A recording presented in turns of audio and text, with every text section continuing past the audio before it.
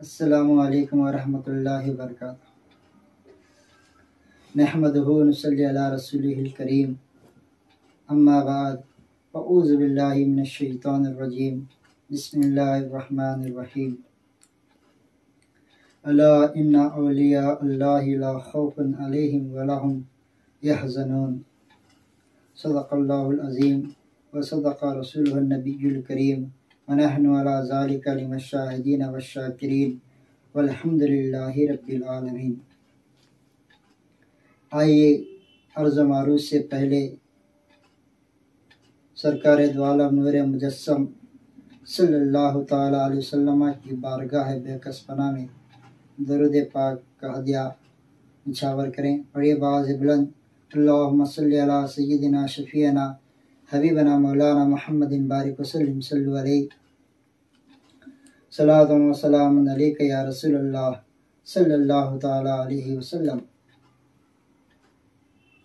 جیسا کہ آپ تمامی حضرات جانتے ہیں کہ ہم سب مل کر حضور درویش بابا رحمۃ اللہ تعالیٰ علیہ کی سوانح حیات سن رہے ہیں۔ یہ اسی کڑی کی دوسری قسط ہے،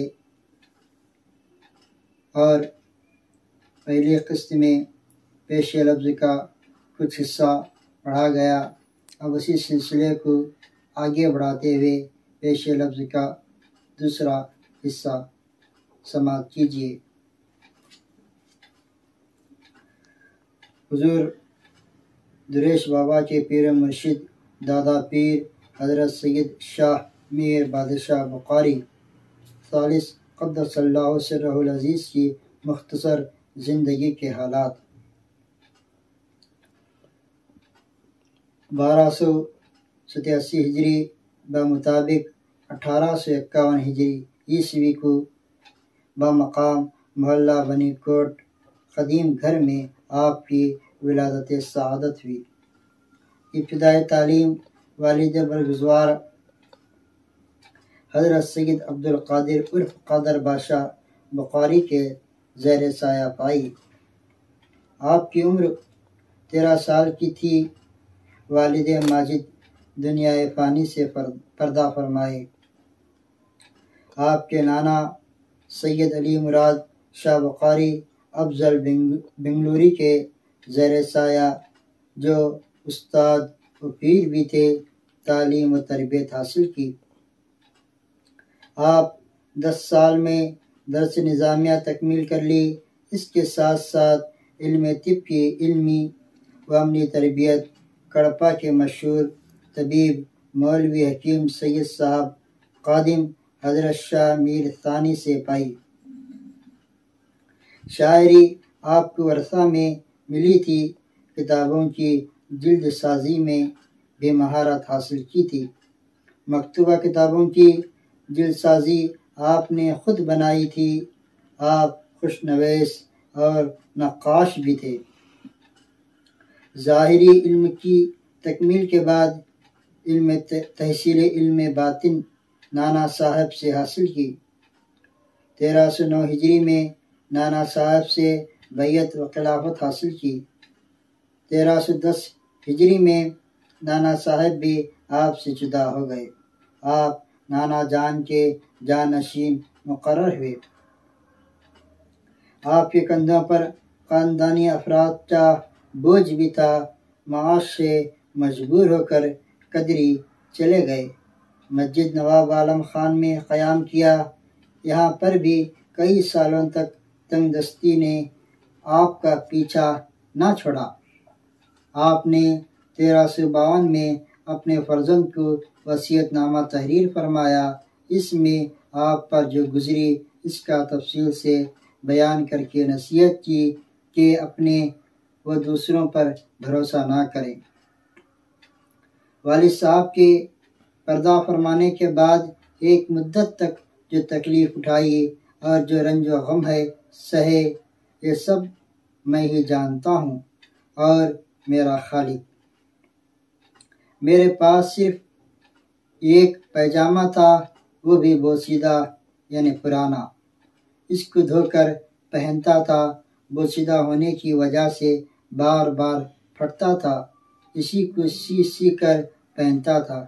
کبھی کبھی ایک روز بھوکا بھی رہا ہوں، کبھی ایسا بھی ہوا کہ جان عزیز کا بچنا بھی محال معلوم ہوتا۔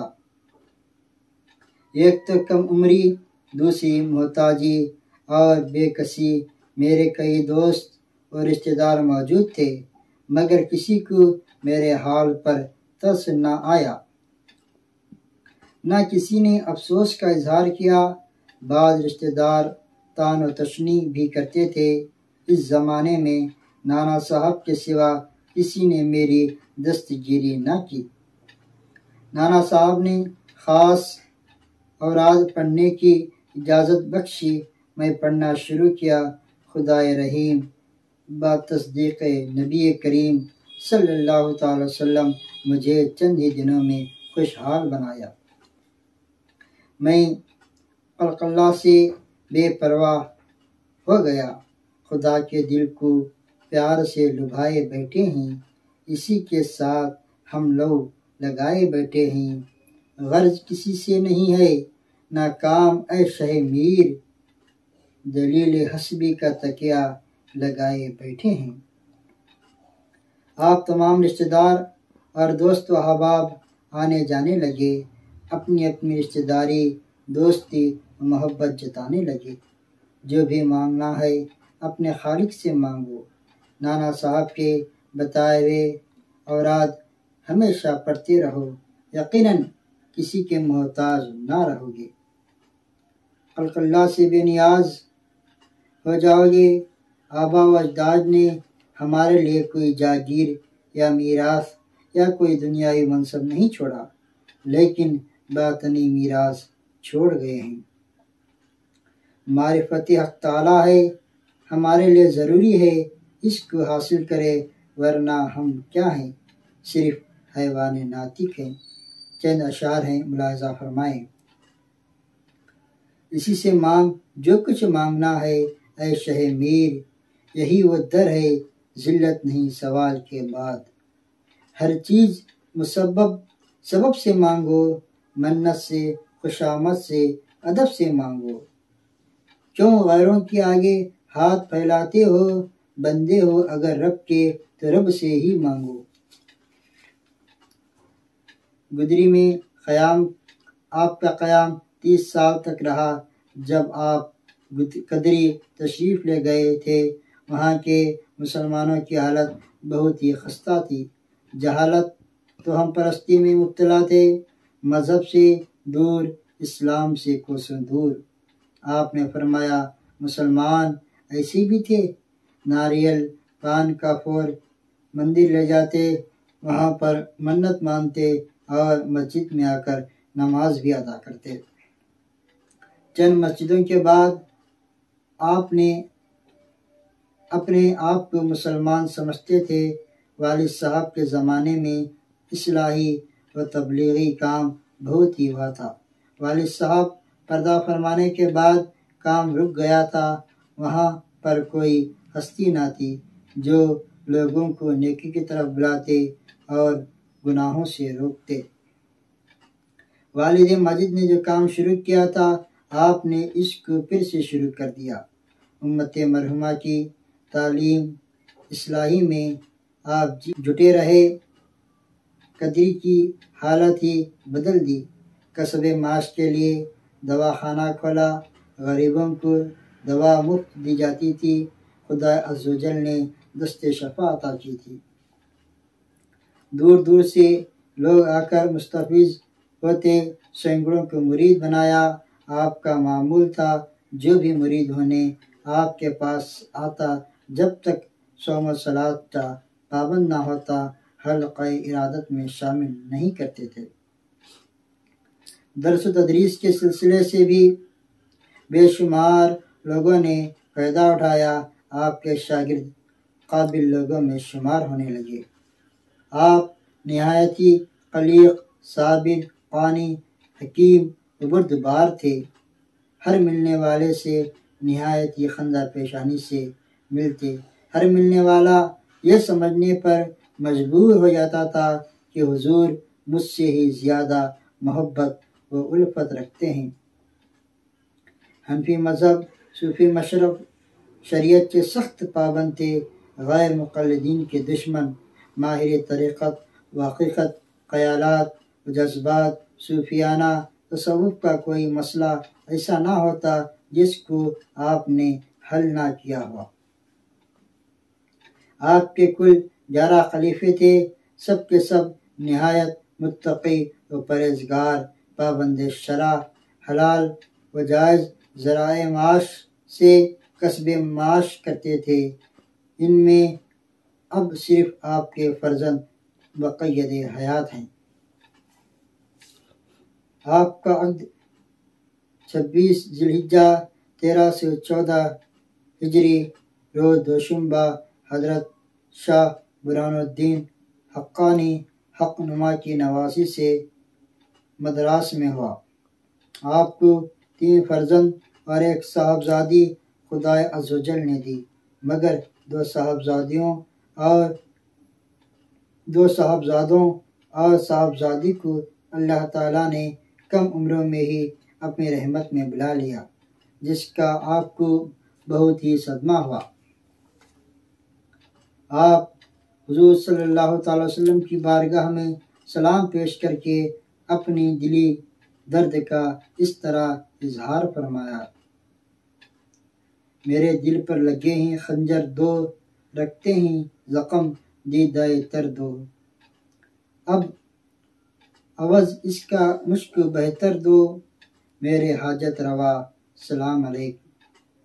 ایک شہزادے مذکور اللہ تعالیٰ نے باقی رکھا، وہ حضرت سید شاہ قادری علی شاہ میری ہیں۔ چنانچہ حضرت قادر علی شاہ میری کی ولادت باسعادت 1339 ہجری بمطابق 1920 ہجری کو ہوئی، جو آج خاندان کے چشم و چراغ ہیں۔ آپ کے یہاں اکثر علمی بحث ہوتی رہتی تھی، کسی نہ کسی عالم و فاضل کا آپ کے یہاں قیام رہتا تھا۔ آپ کو سیر و سیاحت کا بھی ذوق تھا، اکثر مقامات مقدسہ کی آپ نے سیاحت کی اور مختلف علماء و فضلاء سے فیض حاصل کیا۔ 1325 ہجری میں آپ حج و زیارت مقدسہ سے مشرف ہوئے ہیں۔ 1345 ہجری میں انا انت انا کی بحث چھڑی۔ ابتدا اس طرح ہوئی، مولوی محمد یوسف ساکن دھکنڈ اپنے آپ کو بمبئی والا بتا کر حضرت کے یہاں قیام کیا۔ حضرت نے ہی ان کی شادی کروائی۔ حضرت کی خدمت میں سینکڑوں لوگ آتے، کوئی دوا لے جاتا، کوئی دعا کی درخواست کرتا، کوئی وظیفہ طلب کرتا۔ لوگ اور مہمان آتے رہے اور جاتے رہے، کسی کی بھی دل شکنی نہیں ہو رہی ہے۔ آنے والا ہر طرح سے مطمئن ہو کر جا رہا ہے، مولوی صاحب کو کوئی بھی نہیں پوچھ رہا۔ شیطان ان کے دل میں حسد کی آگ بھڑکائی، قدری کے چند سرفرے نوجوان گستاخ رسول اور حضرت کے مخالفوں سے دوستی کر لی اور حضرت پر الزام لگایا، آپ محمد ہی کو خدا کہتے ہیں، جو جواز میں حضرت کے 2 اشعار پیش کر کے ہنگامہ مچایا: کچھ فرق نہ اللہ محمد ذرا ہے، جس کو سخن حق کہیں وہ یہ با خدا ہے، گر مرتبہ وحدت مطلق میں کہوں میں، اللہ محمد جو درست و بیجا ہے۔ مولوی صاحب کا جب تک حضرت کے یہاں قیام تھا، آپ کے دیوانوں کو سر و آنکھوں پر رکھ کر بڑے ذوق و شوق سے پڑھتے اور حضرت کی تعریف کرتے تھے۔ جب عداوت سوجی، وہی پھول میں کانٹے نظر آنے لگے۔ حضرت نے ہر طرح سے مولوی صاحب کو سمجھایا کہ مولانا، میرے عقائد بھی وہی ہیں جو شریعت مطہرہ نے حکم دیا ہے، میں غیریت کا بھی قائل ہوں، جیسا کہ آگے چل کر اس کی استراحت بھی کر دی، جس سے آپ کے اعتراض کا جواب مل جاتا ہے۔ ازروِ وجدی عہد احمد کو نہ کہنا، یہ قول تو ایک ظلم ہے اور سخت جفا ہے، مگر آپ میں اور مجھ میں اتنا فرق ہے، آپ غیریت کی رٹ لگا رہے ہیں، میں غیریت اور عینیت دونوں کا قائل ہوں، جو بہترین مسلک ہے۔ کمال یہی ہے کہ آگ و پانی کو یکجا کیا جائے۔ عینیت و غیریت کے دو پر سے طوطا معرفت کی اڑا دینا، بات خوب سمجھنے کی، یہ سمجھ سب کو خدا دینا۔ لیکن مولوی صاحب کو لا تقربوا الصلاۃ کی ضرورت تھی، وانتم السکریٰ کی ضرورت نہ تھی۔ پورے اشعار کیوں پڑھتے؟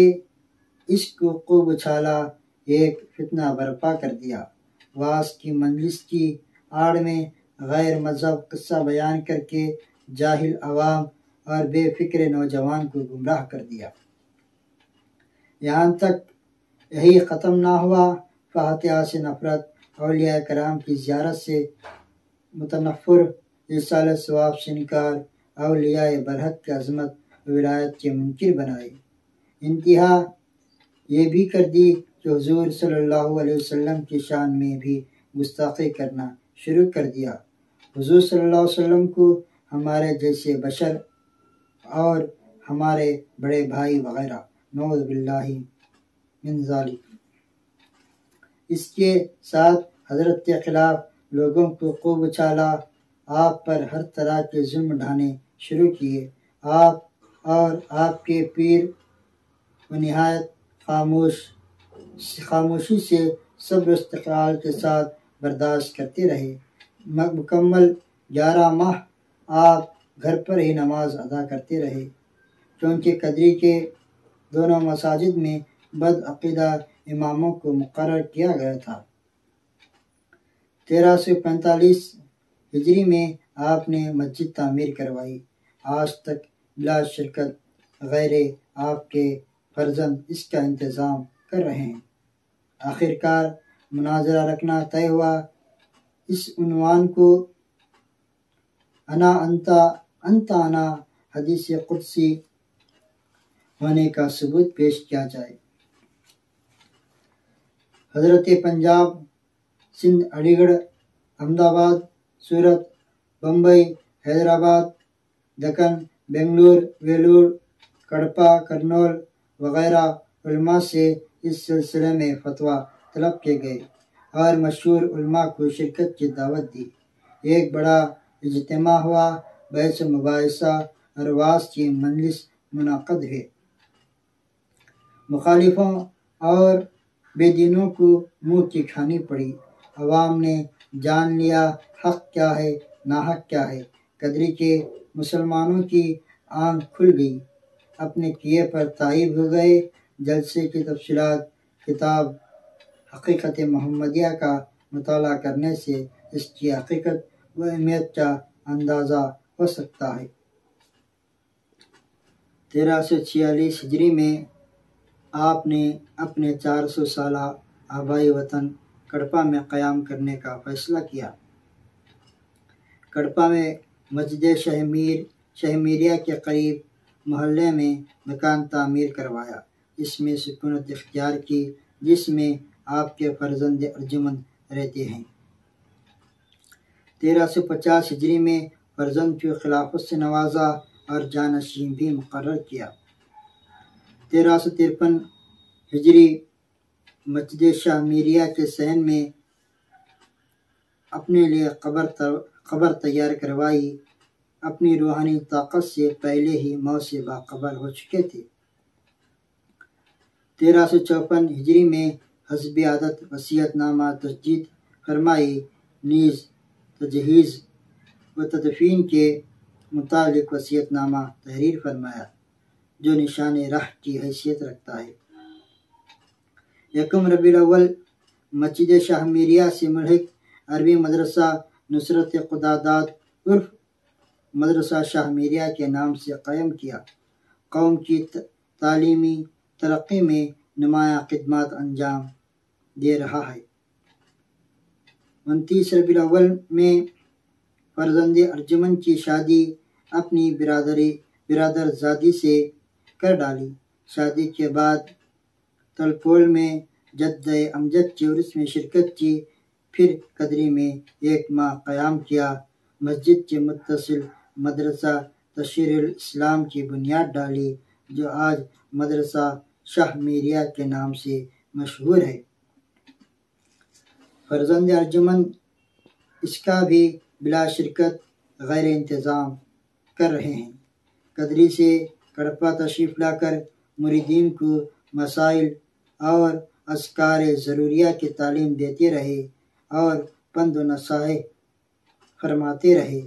فرزند سے مسائل تصوف کی بحث کراتے اور اس کے نکات ذہن نشی کراتے۔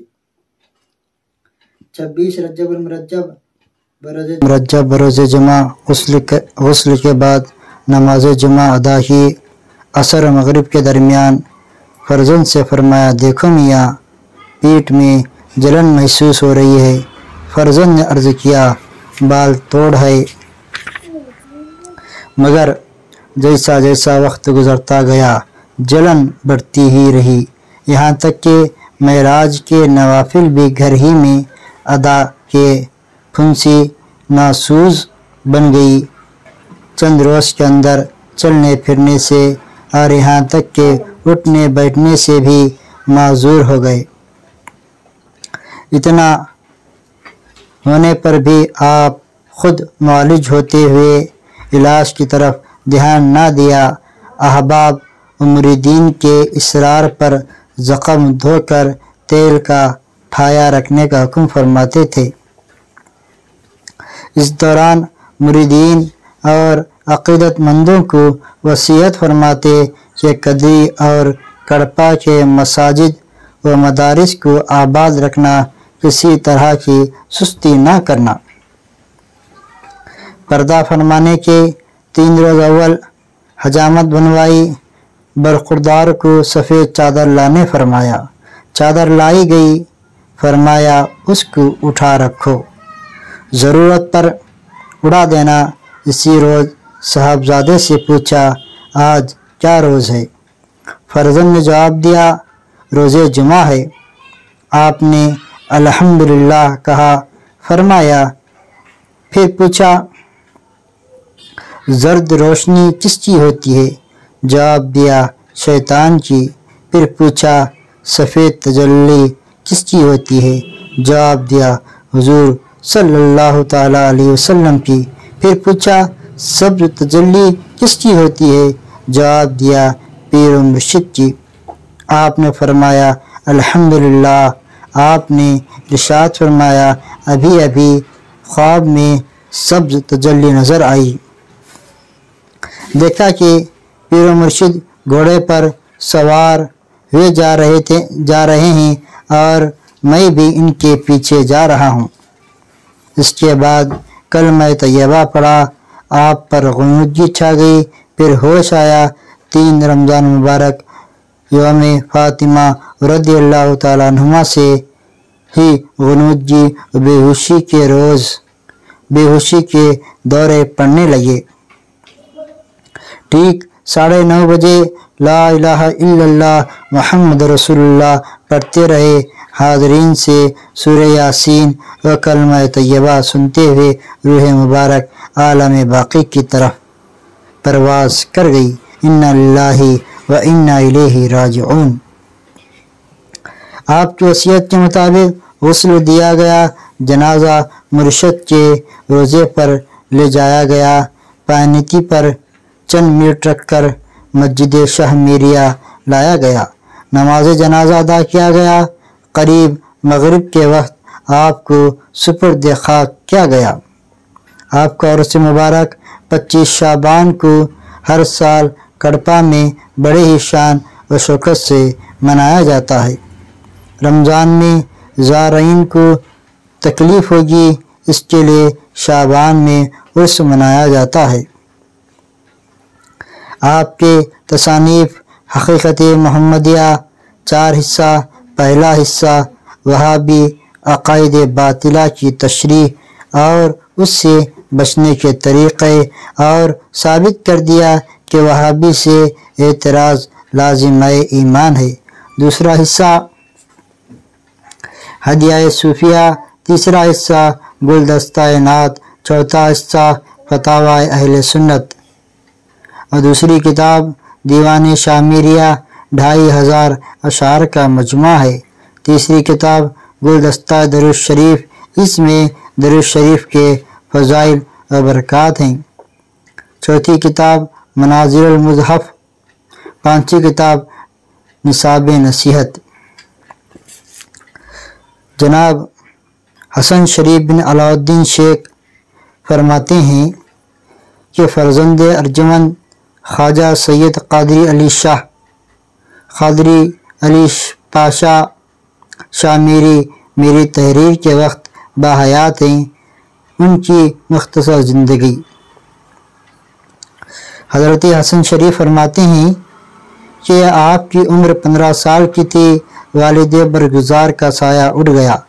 والد برگزار کے خاص نگرانی میں ابتدائی تعلیم و تربیت، باطنی سلوک، باطن میں کمال پیدا کر لیا تھا۔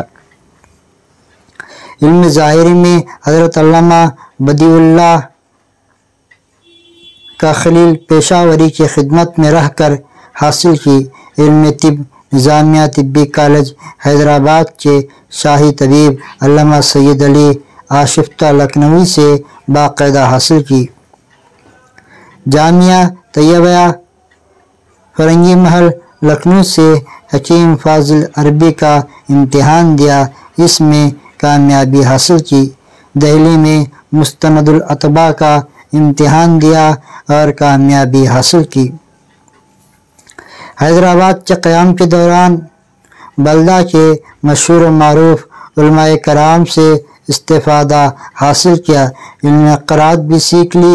قرات میں وہ کمال حاصل کیا جس کو سننے کے لیے اہل شہر و اطراف و کناف کے شائقین ہر جمعہ و دین کڑپا آتے ہیں۔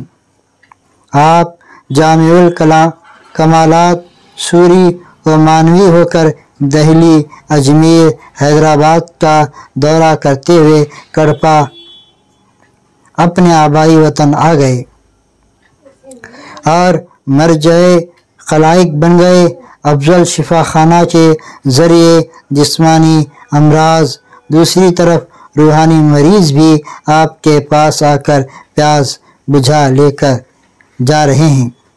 شاہمیریہ لائبریری جو والد برگزار نے قائم کی تھی، خاندانی کتابوں کے ذخیرے میں اضافہ کر رہے ہیں۔ خانقاہ شامیریہ میں لنگر کا انتظام بھی آپ کے نگرانی میں چل رہا ہے۔ غریب طلباء کو دامِ در میں مدد کی جا رہی ہے۔ آپ 2 مرتبہ حج و زیارت سے فارغ ہوئے ہیں۔ آپ کے سفر کے دوران مقدس مقامات کی بھی زیارت سے مشرف ہوئے ہیں۔ اللہ آپ کی عمر قصر عطا فرمائے، تا دم حیات سلسلہ جاری و ساری رکھے، آمین ثم آمین۔ جناب حسن شریف بن علاؤالدین شیخ کہتے ہیں کہ حضور ابا دعا گوکو جناب مرحوم عبدالقلیل عاشق بھدراوتی کو حضرت دادا پیر کے عرس مبارک میں شرکت کا حکم کیا تھا۔ انہوں نے حسب حکم کڑپا شریف 25 شعبان المعظم حضرت دادا پیر رحمۃ اللہ علیہ کے عرس مبارک میں شرکت ہوئے۔ فیض و برکات سے مالا مال ہو کر حضور کی خدمت میں حاضر ہو کر پورا حال سنایا تھا۔ حضور نے خوش ہو کر دعاؤں سے نوازا تھا۔ گناہ گار سیاہ کار یعنی جناب حسن شریف کہتے ہیں کہ میں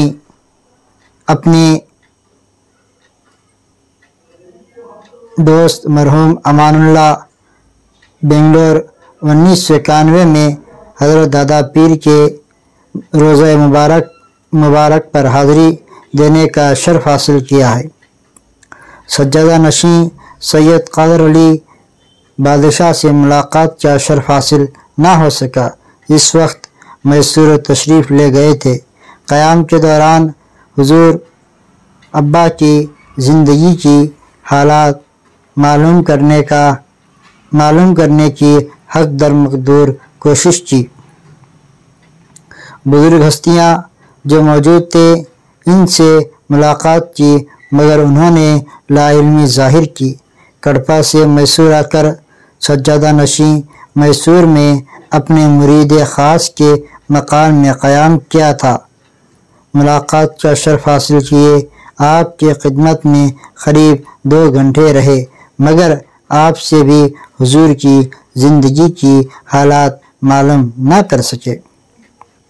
آپ بھی لا علمی ظاہر کی، البتہ آپ فرمایا کرتے تھے کہ دوسری مرتبہ کڑپا آئے، اس دوران میں معلومات حاصل کرنے کی کوشش کروں گا۔ دوسری مرتبہ ہم دونوں کڑپا حضور دادا پیر رحمۃ اللہ علیہ کے روزہ اقدس پر حاضری دی اور مسجد شاہ میریہ میں نمازیں ادا کرنے کے بعد سجادہ نشین کے دولت قدے پر حاضری دی۔ آپ سے ملاقات کا شرف حاصل ہوا۔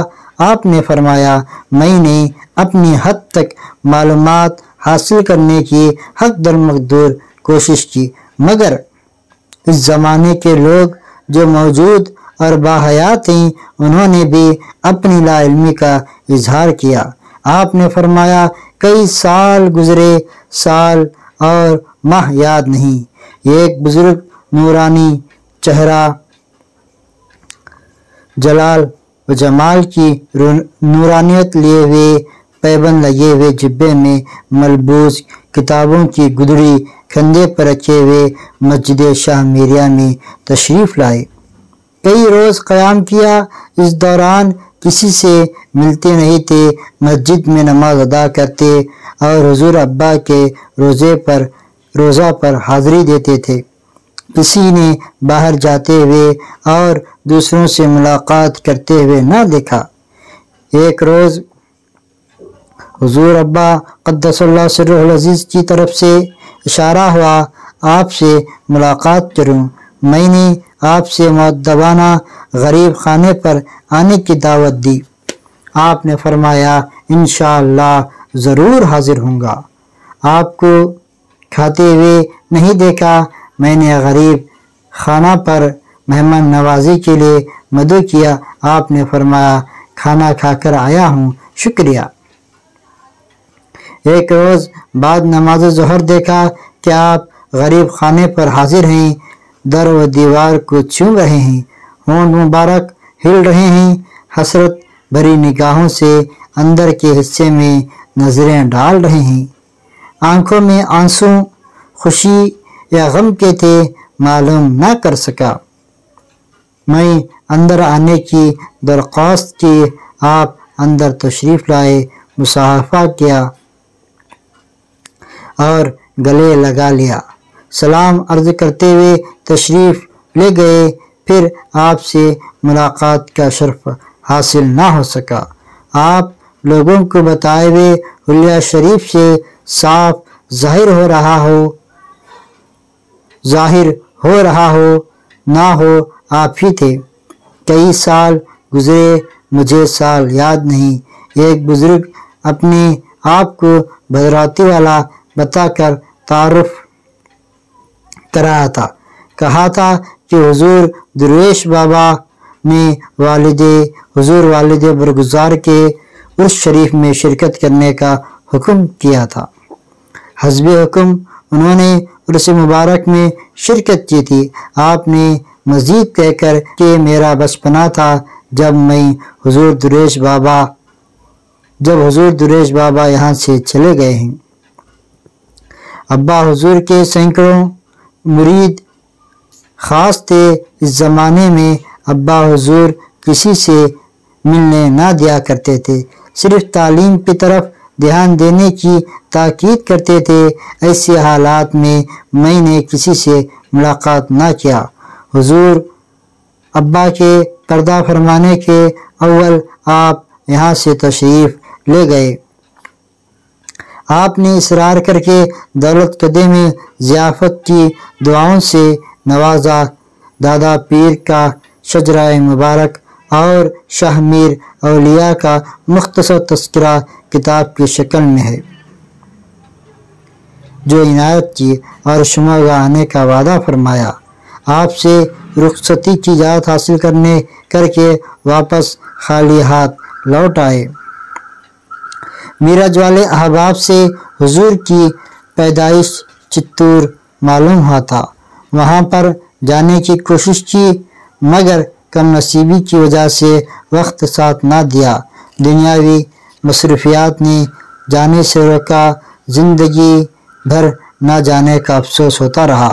حضور قبلہ اپنے آپ کو پوشیدہ رکھا، ہر چیز مخفی رکھی، یہ بھی آپ کی کرامت ہی سمجھتا ہوں۔ واللہ عالم بالصواب۔ انشاءاللہ تبارک و تعالی اگلی قسط میں ہمارے پاس 3 کتابیں موصول ہوئی جو حضور درویش بابا کی سیرت پر لکھے گئے ہیں۔ انشاءاللہ تبارک و تعالی ان میں سے آپ کو حضور درویش بابا کی سیرت اور دیگر چیزیں بیان کی جائے گی انشاءاللہ تعالی۔